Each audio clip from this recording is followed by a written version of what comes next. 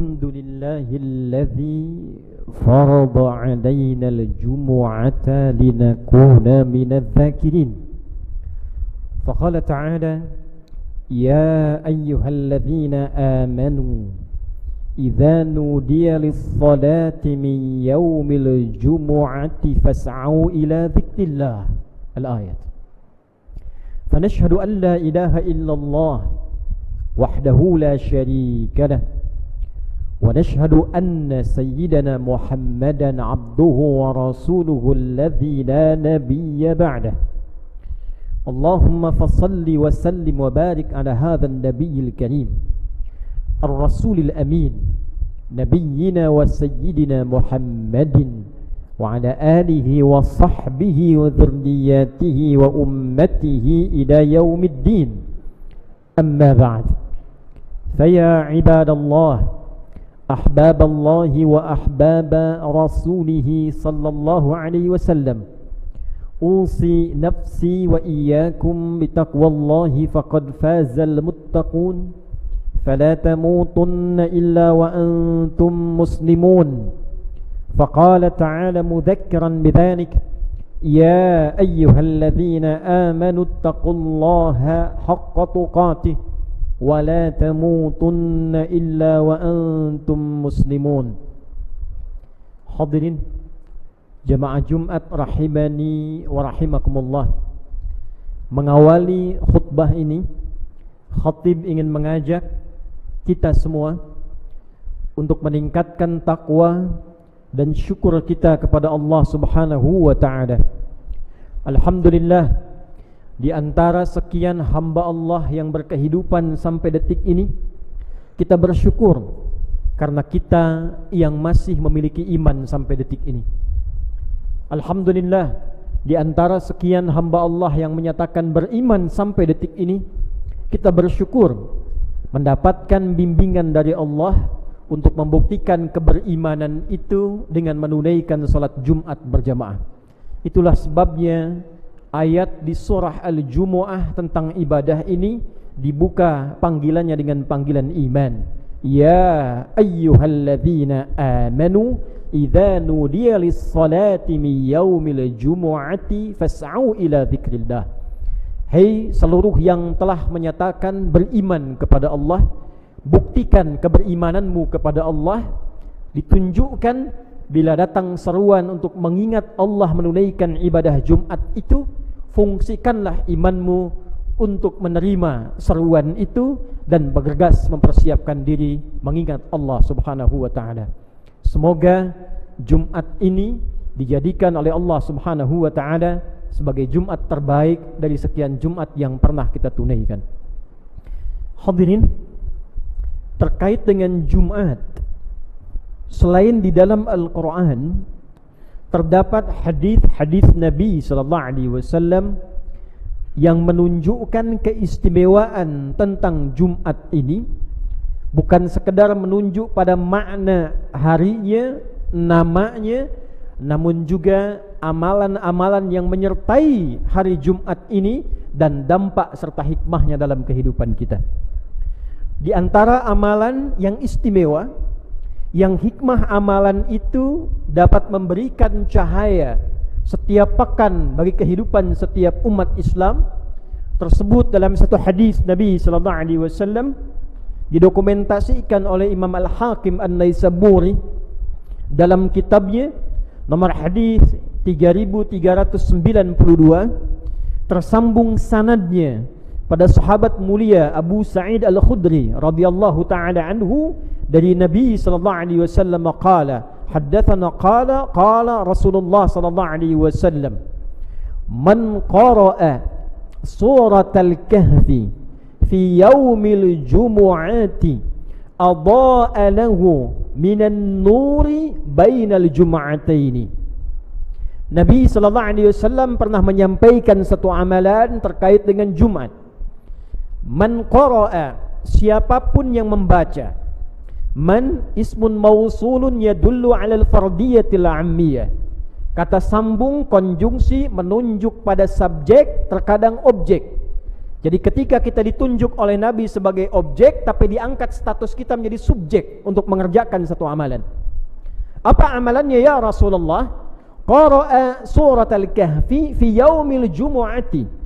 Yang membaca, mendalami surah Al-Kahf di hari Jumat. Jadi ada hadis-hadis terkait dengan fadilah surah Yasin, ada hadis-hadis terkait dengan surah Al-Kahf. Siapapun, besar, kecil, tua, muda, laki-laki, perempuan, memiliki jabatan atau standar biasa secara sosial, dia membaca, mengamati, memahami, mendalami surah Al-Kahfi, khususnya di hari Jumat, adha'a lahu minan nuri, maka dengan bacaan itu, pemahaman itu, pendalaman itu, Allah akan berkenan memberikan cahaya khusus kepada orang itu bainal jum'ataini, yang diberikan di antara dua Jumat. Artinya jika ada yang membaca, memahami, mendalami di Jumat ini, Allah akan berikan nur kepadanya sampai Jumat depan. Di Jumat depan dia baca, diberikan lagi nur sampai Jumat berikutnya. Hadisnya status sahih dan diriwayatkan bahkan oleh Imam Al-Hakim An-Naisaburi dalam kitabnya Al-Mustadrak. Al-Mustadrak artinya yang disusulkan derajat kualifikasi hadisnya pada standar Al-Bukhari dan Muslim. Imam Al-Bukhari menghimpun hadis, standarnya ketat. Tidak semua hadis bisa dihimpun. Beliau meninggal, muridnya Imam Muslim dengan standar Imam Al-Bukhari menghimpun hadis kembali. Imam Muslim tak mampu menghimpun seluruhnya. Beliau meninggal, maka muncullah Imam Hakim An-Naisaburi dari Naisapur, mengambil syarat keduanya, mencari hadis yang belum dikumpulkan keduanya dengan syarat Al-Bukhari dan Muslim, maka diberi nama kitab yang disusulkan Al-Mustadrak, nomor hadis 3392. Di antara hadis dengan status sanad sahih setara dengan Al-Bukhari dan Muslim adalah hadis yang disampaikan tadi dari Abu Sa'id Al-Khudri radhiyallahu taala anhu. Hadirin rahimani wa rahimakumullah. Ada apa dalam surat Al-Kahf? Mengapa diberikan nur? Apa itu nur? Hadirin, nur di dalam Al-Quran disebutkan sebanyak 45 kali. Seluruhnya disebutkan dalam bentuk kata benda, bahkan menjadi nama satu dari 114 surah dalam Al-Quran. Surah ke-24, surah An-Nur. Dari 45 penyebutan kata An-Nur ini, dibagilah oleh para ulama setelah pendalaman, pemaknaan, pengkajian menjadi 12 kualifikasi makna. 45 penyebutan menunjukkan kepada 12 makna. 12 inilah yang dimaksudkan cahaya yang diberikan kepada orang-orang yang membaca surah Al-Kahf, memahaminya, mendalaminya, memaknainya dan mengamalkan isinya, maka dia akan mendapatkan 12 cahaya ini dari setiap hari yang dia bawa, setiap pekan bertemu ke pekan berikutnya. Apakah 12 cahaya ini? Durasi khutbah yang sangat singkat ini kita ambil 1 atau 2 cahaya dari 12 yang dimaksudkan. Hadirin rahimani wa rahimakumullah. Kata nur bila disebutkan dalam Al-Quran, maka kata para ulama termasuk sanadnya tersambung pada sahabat mulia turjumanul Quran, pakar Al-Quran yang langsung didoakan oleh Nabi sallallahu alaihi wasallam, yang bahkan anak pamannya yaitu Abbas bin Abdul Muttalib radhiyallahu taala anhuma, maka beliau memiliki anak bungsu bernama Abdullah, dikenal dengan Abdullah bin Abbas radhiyallahu taala anhuma, punya kediaman di balik pintu yang sangat indah untuk memasuki tawaf di samping Bukit Safa. Pintu inilah yang menjadi pintu sunnah saat kita akan memulai tawaf. Hadirin rahimani wa rahimakumullah. Ibnu Abbas radhiyallahu taala anhuma pernah menyampaikan di antara makna nur ay bi makna al-Islam, yaitu bermakna al-Islam. Di antara ayat-ayat yang terkait dengan An-Nur, maka dikutiplah beliau oleh beliau di antaranya Al-Quran surah ke-61 As-Saff di ayat yang ke-8 itu. Yuriduna liyutfi'u nurallahi biafwahihim. Yuriduna liyutfi'u nurallahu biafwahihim. Orang-orang yang tak suka dengan Islam, orang-orang yang enggan dengan Islam, orang-orang yang sentimen dengan Islam, selalu berupaya memadamkan cahaya Islam, selalu berupaya untuk menghilangkan nilai-nilai keislaman, menutupi kebaikan-kebaikan dalam Islam. Nur dalam ayat ini dimaknai dengan al-Islam. Wallahu mutimmu nurihi walau karihal kafirun. Sekalipun demikian, Allah berkenan bila Islam coba ditutupi, bila Islam coba bahkan kemudian direndahkan, justru dengan kerendahan cahaya Islam semakin diangkat oleh Allah Subhanahu wa taala. Ada orang mengolok-olok Islam, ternyata dari olok-olok itu Islam jadi cahaya. Di Belanda ada orang membuat film memfitnah Nabi, judulnya Fitnah, memfitnah Islam, tapi justru dari film itu kemudian jadi cahaya. Orang mulai mencari, orang mulai mendalami Islam, dan tidak sedikit yang masuk ke dalam Islam. Semakin disoal, semakin kuat cahayanya. Semakin ditolak, semakin tinggi jangkauannya. Namun apa kaitan dengan surah Al-Kahf? Orang yang memahami, menggali, membaca makna-makna dalam ayat-ayat surah Al-Kahf, maka di antara makna utamanya, Allah akan semakin kuatkan, tanamkan dan dalamkan cahaya Islam yang ada pada dirinya. Jadi hadirin, 110 ayat bila kita dalami akan dibagi pada 5 bagian. 1 pedoman keislaman yang pokok, dan 4 kisah-kisah yang membagi 11 makna cahaya ke dalam 4 kisah utama. Baik tentang seorang pemuda, dialog 2 orang sahabat, kisah Nabi Musa alaihissalam, dan terakhir tentang mencari rezeki yang benar, menggunakan jabatan dengan elok. Ada ayat tentang bagaimana menuntut ilmu yang baik, bertetangga yang baik. Seluruhnya adalah kurikulum kebaikan, seluruhnya adalah kurikulum kehidupan. Dalam bahasa Arab disebut dengan hudan. Maka itulah ketika kita mengawali bacaan surat Al-Kahf, kita bersyukur pada Allah, memuji Allah karena mendapatkan Al-Quran untuk kita, bukan untuk umat yang lain, untuk kita sebagai pedoman berkehidupan yang telah diuji oleh sejarah. Siapapun yang mengamalkannya, siapapun yang mempraktekkan ayat-ayatnya sesuai dengan kebutuhan hidupnya, maka Allah berjanji mengangkat hidupnya dalam kemajuan, kecerahan, dan peradaban-peradaban terbaik dalam kehidupan. Alhamdulillahilladzi anzala ala abdihil kitaba wa lam yaj'al lahu iwaja. Terima kasih ya Allah, hamba bersyukur kepadamu yang telah memberikan mukjizat kepada Nabi Muhammad sallallahu alaihi wasallam, hambamu, yaitu Al-Quran sebagai mukjizat tertinggi. Di dalamnya ada pedoman kehidupan, kurikulum kehidupan yang mengantarkan pada kesuksesan yang selalu yang terbaik, selalu ideal. Jadi kalau kita mengeluarkan ayat-ayat Al-Quran, Anda keluarkan ayat-ayat tentang ayah. Berapa lama telah menjadi ayah? Berapa tahun menjadi ayah? Pernahkah mengeluarkan ayat-ayat Al-Quran yang membimbing kita menjadi ayah yang baik? Keluarkan ayatnya, praktekkan isinya, maka Al-Quran jamin walam yaj'al lahu iwaja. Anda akan menjadi figur seorang ayah yang paling ideal, yang terbaik dalam kehidupan rumah tangga Anda. Sebagai seorang suami, pernahkah mengeluarkan ayat-ayat Al-Quran yang terkait dengan bimbingan menjadi suami yang baik? Anda yang hadir di Jumat ini, di masjid ini, yang pedagang, pengusaha, pebisnis, yang birokrat dengan segala jabatannya, pernahkah mengeluarkan ayat Al-Quran terkait dengan aspek pilihan kehidupan kita itu? Berapa banyak Anda yang berdagang mengeluarkan ayat-ayat tentang bimbingan berdagang yang benar, mencari rezeki yang benar? Tidak ada satu pun orang Islam dari zaman Nabi, setelah Nabi wafat, zaman sahabat, zaman tabi'in, tabi'ut tabi'un, yang mempraktekkan ayat-ayat dagang ketika profesinya menjadi seorang pedagang, kecuali dia sukses di bidangnya. Yang di birokrasi sukses di bidangnya, yang di diplomasi sukses di bidangnya, karena Al-Quran saat diturunkan adalah pedoman berkehidupan.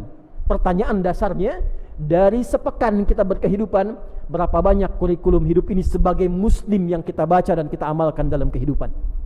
Jangan berpikir jauh dulu. Sebagai muslim, bagaimana menggunakan lisan kita, bagaimana menggunakan mata kita, bagaimana menggunakan tangan kita, bagaimana menggunakan kaki kita.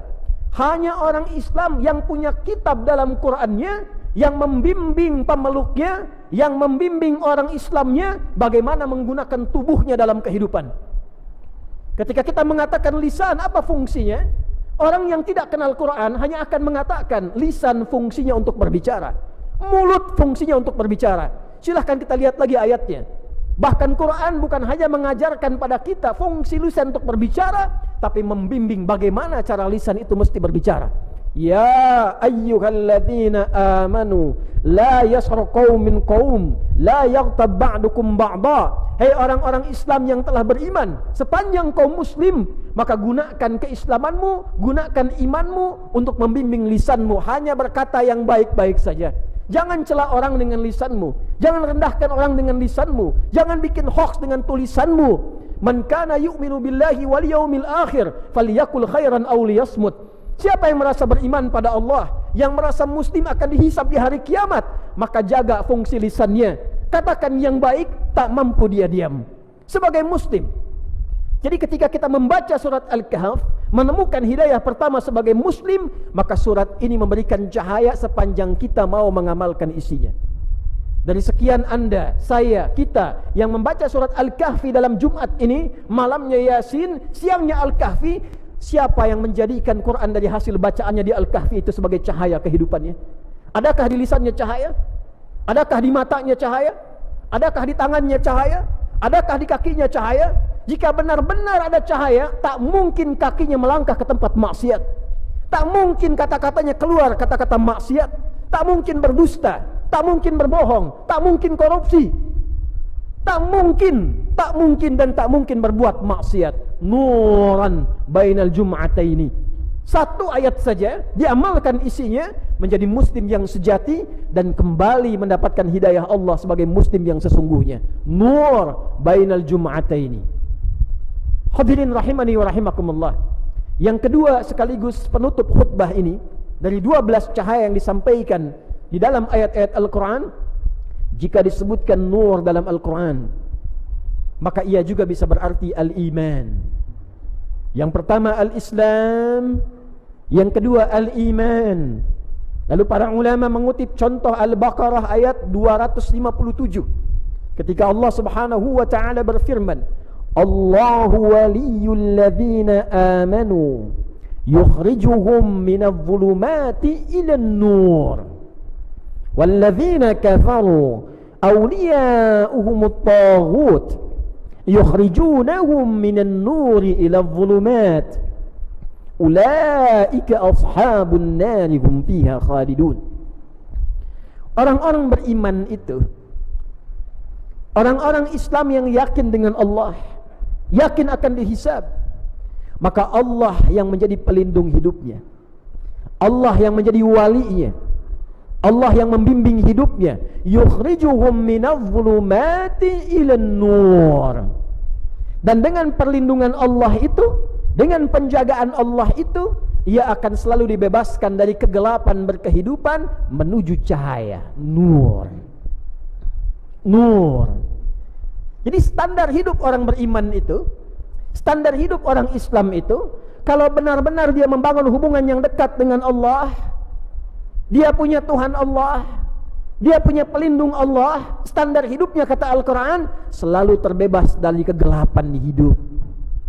Dalam bahasa Arab, maksiat disebut dengan zulmun, kegelapan. Sebab setiap orang berbuat maksiat, tertutup hatinya, gelap matanya, hilang cahayanya. Dalam bahasa Arab, sulit yang sangat, masalah yang pekat, kesulitan yang berat dalam pekerjaan, di rumah tangga, itu pun disebut dengan kegelapan.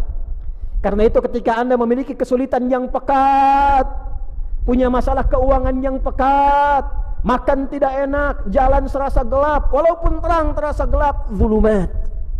Apa solusinya? Nur.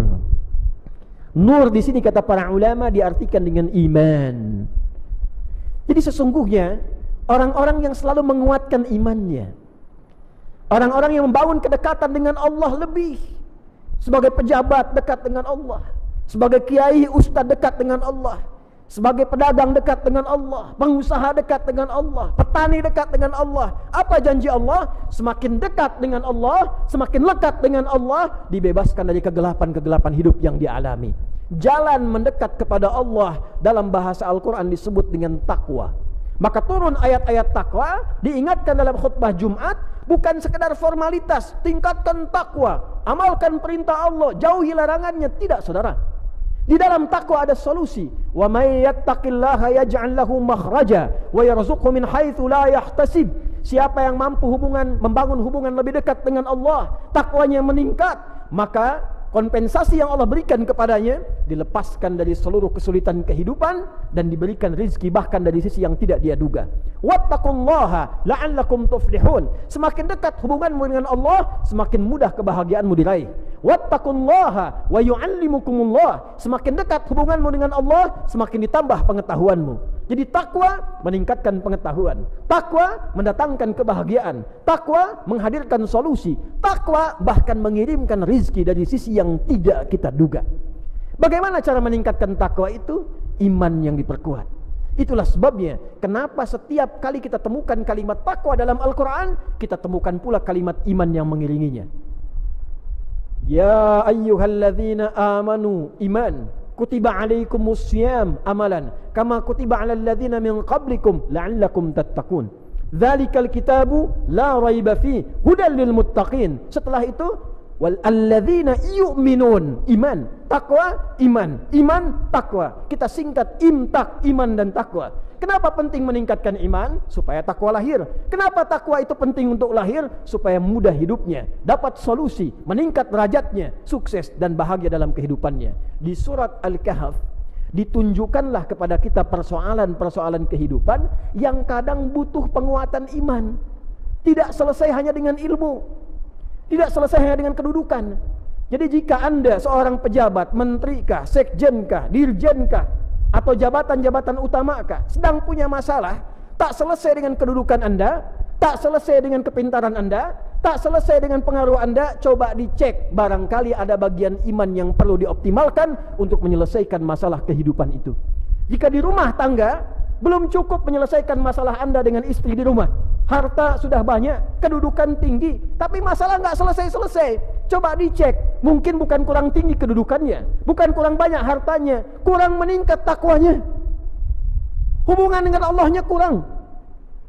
Termasuk masalah kompleks. Bila di bangsa ini masalah tak usai-usai, tiap hari bertumbuh kembang persoalan, banyak masalah kompleks, ekonomi, masalah hukum, masalah politik, tak pernah tuntas. Padahal yang pintar banyak, sumber daya alam banyak. Coba dicek, mungkin takwanya yang belum tumbuh dalam setiap anak bangsa ini. Walau anna ahlal qura amanu wattaqau lafatahna alaihim barakatim minas samai wal ard. Kalau Allah satu penduduk negeri mampu meningkatkan imannya dan takwanya kepada Allah, dibukalah pintu keberkahan di langit dan di bumi ini. Untuk menutup itu semua, maka dicontohkanlah persoalan-persoalan peningkatan iman dari anak-anak muda yang dikejar mempertahankan iman sampai ke goa, dan akhirnya dia membuka peradaban. Ada dua orang pejabat, satu kaya, punya pengaruh banyak, hartanya melimpah. Dari ayat 32 sampai ayat 44 itu berdialog dengan orang biasa yang punya iman, punya takwa. Apa yang terjadi? Dia bangga dengan jabatannya, bangga dengan kekayaannya, bangga dengan asetnya. Orang ini hanya berkata, bukankah semua itu Anda datang dengan tak punya? Siapa yang memberikan? Bukankah Allah? Akan lebih bagus bila harta ini disertai dengan kedekatan Anda dengan Allah, bila jabatan ini disertai dengan sujud Anda kepada Allah, bila karunia ini disertai dengan tawakal Anda kepada Allah yang akan mengabadikan harta ini sampai Anda kembali kepada Allah Subhanahu wa taala. Ternyata dia abai, dia bangga dengan jabatannya, dia bangga dengan kedudukannya, dia banggakan hartanya. Tiba-tiba Allah melipat keadaannya, hancur keadaan hartanya, habis kebunnya, habis asetnya, dan di akhir dia mengatakan, duhai, kenapa dulu aku tidak membangun hubungan baik dengan Allah? Maka Allah tampakkan dari mana asalnya dan kemana dia berakhir. Hadirin, itulah di antara dua cahaya yang kita tampilkan dalam khutbah Jumat ini, walaupun singkat namun mudah-mudahan padat, yang dengan itu diharapkan bagus membaca surat Al-Kahf. Setidaknya ada pahala dalam bacaan, tapi lebih bagus pahami setiap ayatnya, pahami setiap kisahnya, dan praktekkan dalam kehidupan kita supaya kita mendapatkan bimbingan dalam setiap pekan Jumat ke Jumat dan menjadi muslim yang sejati apapun status kehidupan yang kita bawa. Mudah-mudahan yang pertama, kita menjadi orang Islam yang baik, Islam yang sejati, mempraktekkan keislaman seutuhnya. Dan yang kedua, dengan status muslim itu, mari bangun hubungan kepada Allah dengan cara yang lebih baik, yang dengan itu mudah-mudahan kita dikembalikan pada keadaan yang terbaik, diberikan solusi dalam kehidupan, dan dimudahkan untuk mencapai harapan kemuliaan yang kita dambakan. Barakallahu li wa lakum fil Qur'anil azim wa nafa'ani wa iyyakum bima fihi minal ayati wa dzikril hakim wa taqabbala minni wa minkum tilawatahu innahu huwas samiul alim. Ud'ullaha yastajib lana wa lakum jami'an. Allahumma salli wa sallim ala sayyidina Muhammad wa ala ali sayyidina Muhammad.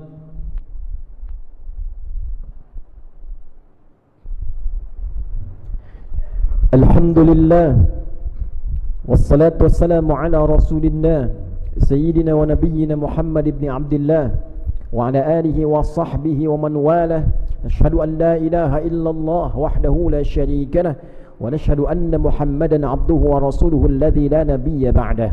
فيا عباد الله أوصي نفسي وإياكم بتقوى الله فقد فاز المتقون فلا تموتن إلا وأنتم مسلمون. فقال تعالى يا أيها الذين آمنوا اتقوا الله حق تقاته ولا تموتن إلا وأنتم مسلمون. Hadirin, menutup khutbah ini, mari kita berdoa dengan kekhusyuan hati kita. Mudah-mudahan dengan doa ini segala kebaikan yang kita harapkan dikabulkan oleh Allah Subhanahu wa taala, dan inti dari khutbah ini mampu kita amalkan dalam kehidupan kita, sehingga kita mendengar, kita menyimak, kita paham, kita amalkan, dan kita dihisab kelak di hadapan Allah Subhanahu wa taala. Qala ta'ala innallaha wa malaikatahu yusalluna 'alan nabi يا أيها الذين آمنوا صلوا عليه وسلموا تسليما. اللهم صل وسلم وبارك على حبيبك الكريم رسولك المصطفى الأمين نبينا وسيدنا محمد وعلى آله وصحبه أجمعين. اللهم نحمدك حمدا شاكرين حمدا ناعمين حمدا يوافي نعمه ويكافئ مزيده. يا ربنا لك الحمد ولك الشكر كما ينبغي لجلال وجهك الكريم ولعظيم سلطانك. ربنا لا تدع لنا في مقامنا هذا وفي كل مقام ذنبا إلا غفرته. Ya Allah, jika ada satupun jamaah hari ini menunaikan Jumat datang berlumur dosa, jangan biarkan ia meninggalkan masjid ini kecuali Engkau telah gugurkan dan hapuskan seluruh dosa-dosanya. Wala hamman illa farajtah. Jika ada yang datang membawa kegelisahan, jangan biarkan satupun hambamu pulang meninggalkan masjid ini kecuali Engkau telah tenangkan keadaan hatinya. Wala asiran illa yasartah. Jika ada di antara kami yang merasakan kesulitan di pekerjaannya, kehidupan rumah tangganya, kehidupan sosialnya, dengan berkah Jumat ini dan keikhlasannya, ya Allah, angkat dan hilangkan seluruh kesulitannya. Wala maridan illa syafaitah. Jika ada yang sakit, mohon angkat dan sembuhkan penyakitnya. Wala dainan illa qadaitah. Jika ada satupun jamaah yang tengah diliputi oleh utang piutang yang menyulitkan hidupnya, maka mohon limpahkan rizki kepadanya untuk melunasi utang-utangnya. Allahumma hdina ya Allah bikaramika. Ya Allah, mohon berikan hidayah kepada kami dengan keutamaanmu, dengan kemuliaanmu, agar kami menjadi pribadi yang lebih baik setelah Jumat ini ya arhamar rahimin. Waj'al baqiyata hayatina hayatan tayyibah wa akhira wafatina husnal khatimah. Ya Allah, bila pun kami mengalami kehidupan setelah Jumat ini, jadikan lembaran hidup kami lebih baik daripada sebelumnya.